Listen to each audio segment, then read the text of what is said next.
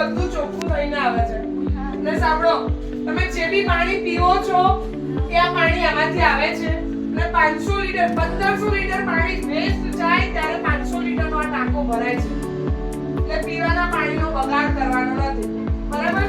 ઠંડુ પાણી ત્યાં લખેલું છે કોલ્ડ વોટર, એ ઠંડુ આવે છે પણ અત્યારે શિયાળો છે એટલે આપણે બંધ કરી દીધું છે. બરાબર? ઠંડુ નહીં લખવું એ. અને નોર્મલ વોટર એ બી આમાંથી આવે છે. અને બાજુમાં હેન્ડ વોશ નું લખેલું છે. બરાબર?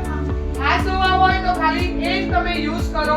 જ્યાં વેસ્ટ પાણી જાય છે એ ઉપર જાય છે અને એમાં આવે છે. બરાબર? એટલે હાથ ધોવા હોય કે બીજું કંઈ બી હોય તો એ હેન્ડ વોશ નું તમે એરિયા જે છે ત્યાં પાણી યુઝ કરો. બરાબર? બાકી પાણી પીવા માટે ખાલી તમારે આ પાણીનો ઉપયોગ કરવાનો છે. કોલ્ડ વોટર અને નોર્મલ વોટર. બરાબર?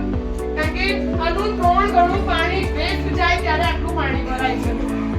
બરાબર છે? એટલે બને ત્યાં સુધી તમે કોઈને બી જો કે તમે જાતે બી પાણી પીવાનું હોય તો પીવા માટે જ યુઝ કરો ને હેન્ડ વોશ છે તો હેન્ડ વોશ માટે યુઝ કરો. બરાબર? બોટલ અને જો એ ખાસ તમને કહેવાનું કે પાણીની ચકલી ચાલુ ના રહેવા તો બોટલ ભરાઈ ગયો તો તમે બંધ કરવો પડે. બરાબર? બધાને આ ધ્યાન રહેવું જોઈએ. એમાં ઠંડુ પાણી આવે છે પણ અત્યારે આપણે બંધ કરેલું છે. બરાબર? આ બેમાં ઠંડુ પાણી, આ બેમાં નોર્મલ વોટર જે અત્યારે આપણે યુઝ કરીએ છીએ. અને પેલું હેન્ડ વોશ છે. બરાબર? ના ખબર પડે તો એકવાર વાંચીને પછી પાણીનો ઉપયોગ કરવાનો રાખો કે આપણે આ બે પાઇપો અલગ આપેલી છે. બરાબર?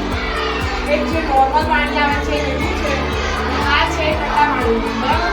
એટલે આમાંથી ઠંડુ પાણી થઈને પછી તમારી માટે આવે. બરાબર? એટલે પાણીનો ઉપયોગ જોઈએ એટલો જ કરો, બગાડ કરશો નહીં પાણીનો.